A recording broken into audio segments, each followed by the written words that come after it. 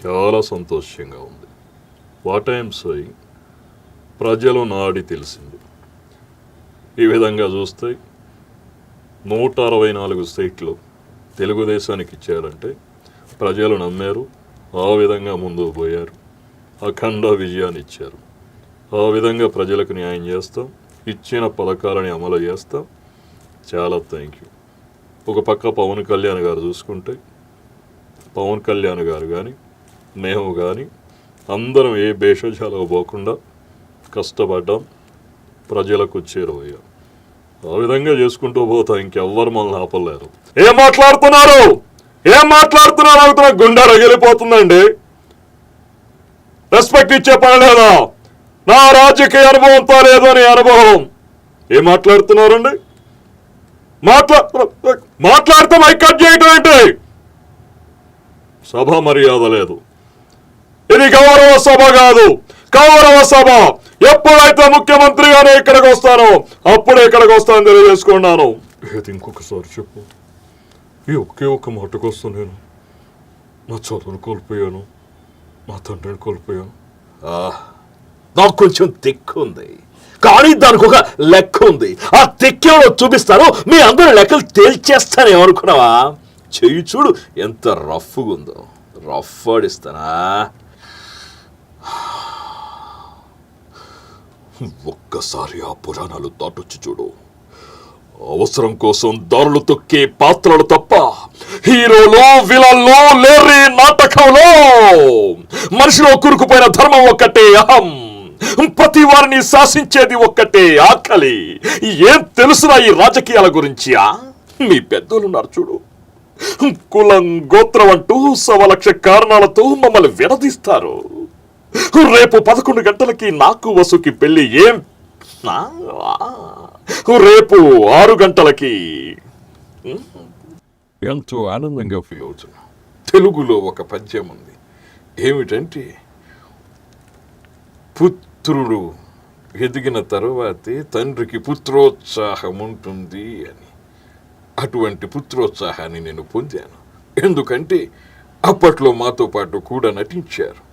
ఆ తర్వాత తను హీరోగా పరిచయం అయిన తర్వాత ఒక పౌరాణికం ఏమిటి, ఒక సాంఘికం ఏమిటి, ఒక బ్రేక్ డాన్స్ ఏమిటి, ఒక భరతనాట్యం ఏమిటి, ఏదైనా కానీ అవలీలగా నటిస్తూ ఎందరో ప్రజాదరణ పొందినవారు మా బాలయ్య బాబు గారు. ఒక రాయలసీమ చిత్రం ఏమైనా, ఒక రాజుల సినిమా అయినా, ఒక కామెడీ సినిమా అయినా, ఏ పాత్ర అయినా అవలీలగా పరకాయ ప్రవేశం చేస్తున్నాడు. ఈ మధ్య ఎంతో అద్భుతంగా పాటలు కూడా పాడుతున్నాడు మా అబ్బాయి. ఒక గాయకుడిగా, ఒక నటునుడిగా, ఒక ప్రొడ్యూసర్గా, ఒక డైరెక్టర్గా, ఒక సేవాతత్వం కలిగిన హృదయం కలిగిన వ్యక్తిగా ఎందరో పేదలకు బసవతారకం క్యాన్సర్ హాస్పిటల్ ద్వారా సేవ చేస్తున్న మా అబ్బాయిని చూస్తుంటే స్వర్గాన మేము మహదానందంగా ఉన్నాం. రేఖ, ధన్యవాదములు. ఎవరో మొదలసభ చచ్చుగా అన్న మోసం చేసింది నువ్వా నేనా? నీతో రేయనక పగలనక పచ్చీసు పేకాట ఆడితే ఎవరు మోసం చేశారు? నీ కాళ్ళు కోల, నీ కడుపు గాల. చీ అన్న చేదరించి అసహ్యంగా మాట్లాడు. ఆఖరికి పేకలో డబ్బులు వచ్చిన తర్వాత నాకు ఇవ్వకుండా పంపే మొదల స్టబ్దాన. నీ కాళ్ళు కోల, నీ కడుపు గాల. నాశనం అయిపోతావే. ఊరుకోవయ్యా నువ్వు కూడా. ఎవరు రాక్షసిలా ప్రవర్తించింది? నీవా రేరా? నీతో రేయనక పగలనక తిరిగి అందుకు నువ్వు ఇచ్చేసావు, చీయద్దాం, చెవరిచ్చావు, అసగా మాట్లాడు. అందుకే నేను ప్రేమించినట్టు నటించా, శుభలేఖలు వేయించారు. రాయ్, నీ పేరేమిటి? తల్ముఖ తెల్మా. తల్ముఖ తెల్మా. నీ పేరు నాకు నచ్చలేదు. ఎవడా? నన్ను మోసం చేయలేరు. స్వప్న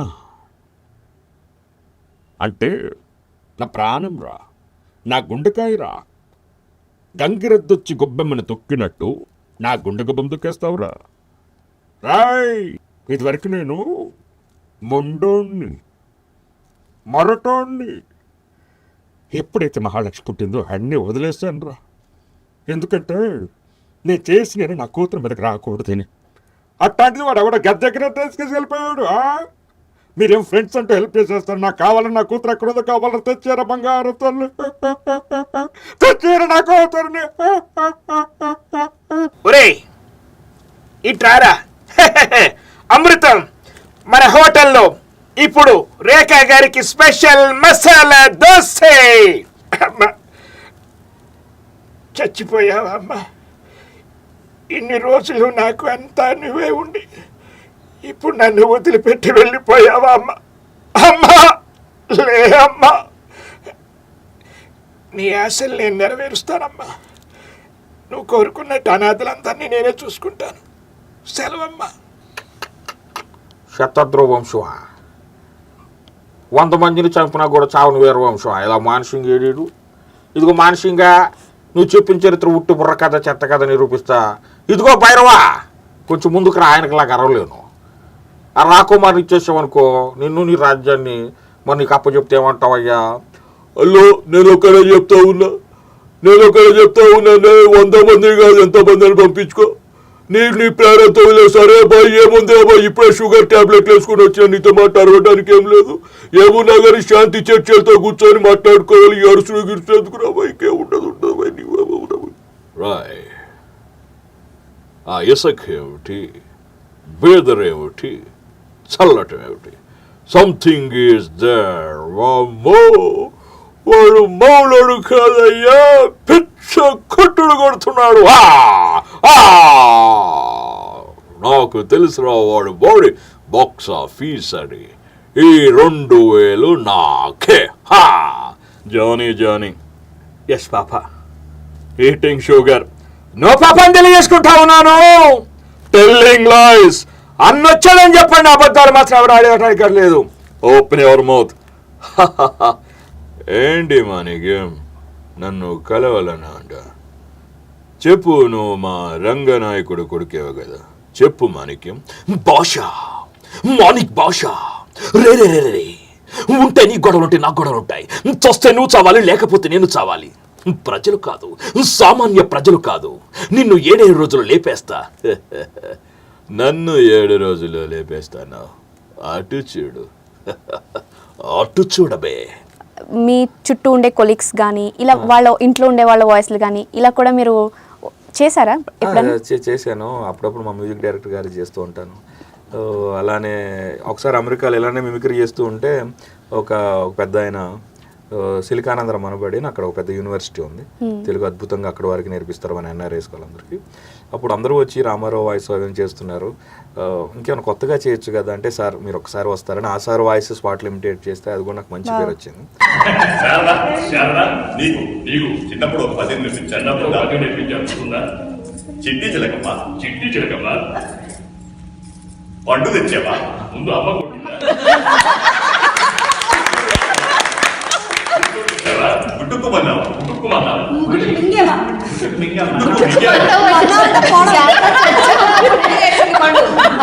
అలానే ఇంకా రకరకాల కొన్ని వాయిస్లు వినగానే కనెక్ట్ అవుతూ ఉంటే అలా చాలా చేస్తూ ఉంటాను. మీరు ఇన్ని ఇయర్స్ నుంచి జర్నీ చేస్తున్నారు కదా, ఇమిటేషన్ రాజు అని పేరు వచ్చింది. సో మీకు అవార్డ్స్ ఏమైనా వచ్చాయా?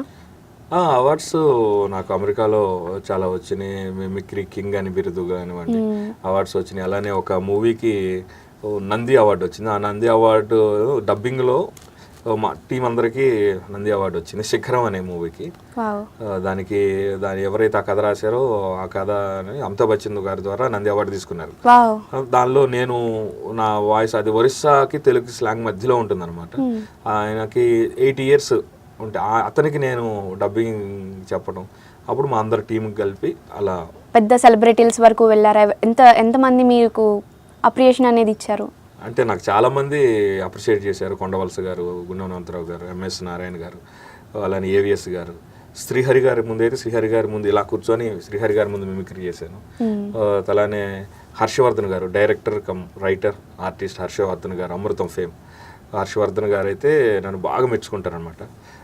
అలా చాలామంది ఉన్నారు. అలానే మెయిన్ నా మిమిక్రీ నచ్చి music director, legendary music director కోటి గారు అయితే నాకు దగ్గర హత్తుకొని నా నుదుటి మీద కిస్ చేశారనమాట. ఎంత బాగా చేస్తున్నావు అని. అమెరికాలో జరిగింది ఈ సందర్భం. అలా చాలా మర్చిపోలేని చాలా సంఘటనలు ఉన్నాయి పెద్ద పెద్ద వాళ్ళతో. ఇంకా నేను అంటే ఈ సినీ ఫీల్డ్ కాకుండా పొలిటికల్ నాయకులు కానీ ఇలా ఏదన్నా? పొలిటికల్ నాయకులు అయితే భువనేశ్వరి గారు, మన ముఖ్యమంత్రి చంద్రబాబు నాయుడు గారి సతీమణి భువనేశ్వరి గారికి నా మిమిక్రీ అంటే చాలా ఇష్టం. 2 times నన్ను హైదరాబాద్లో వాళ్ళ ఫామ్ హౌస్కి పిలిపించి అక్కడ ఒక గెట్ టుగెదర్ ఉంటే అక్కడ నా చేత మిమిక్రీ షో చేయించుకున్నారు. మళ్ళీ తర్వాత నారావారిపల్లిలో మన సంక్రాంతికి కనుమకు భోగి 3 రోజులు అందరు ఫ్యామిలీ మెంబర్స్ అందరూ అక్కడే కలుస్తారు. బాలకృష్ణ గారు, బాబు గారు, లోకేష్ బాబు గారు అందరూ అక్కడే కలుస్తారు. అక్కడికి నన్ను పిలిచి నా చేత స్పెషల్ షో చేయించడం. మీరు ఎలా ఫీల్ అవుతున్నారు? అంటే మీ ఎయిమ్ మీ ఫేవరెట్ పొలిటీషియన్ దగ్గర మీరు పర్ఫామ్ చేస్తారని అనుకున్నారు అసలు అలా ఎప్పుడన్నా? అంటే ఊహించలేదు. అంటే ఒకవేళ ఒక స్టేజ్ మీద చేస్తూ ఉంటే సార్ చంద్రబాబు నాయుడు గారు చూస్తారేమో, లేకపోతే అప్పుడప్పుడు చేసే మహానాడు అలాంటి వాటిలో అవకాశం వచ్చిద్దేమో అనుకున్నా. కానీ ఇంత డైరెక్ట్గా ఇంటికి పిలిచి కాఫీ ఇచ్చి కూర్చోబెట్టి షో గురించి మాట్లాడి 2 times పిలిచి షో చేయటం అనేది నేను ఊహించలేదు. చాలా హ్యాపీ అనమాట. అది నేను బాలకృష్ణ గారి ఒక పాట ఇమిటేట్ చేస్తున్నప్పుడు నా మిమిక్రీ ఫాలో అవుతూ ఉంటారట అప్పుడప్పుడు. Please subscribe to S4 media. మామూలుగా ఉండదు, అద్దరిపోద్ది.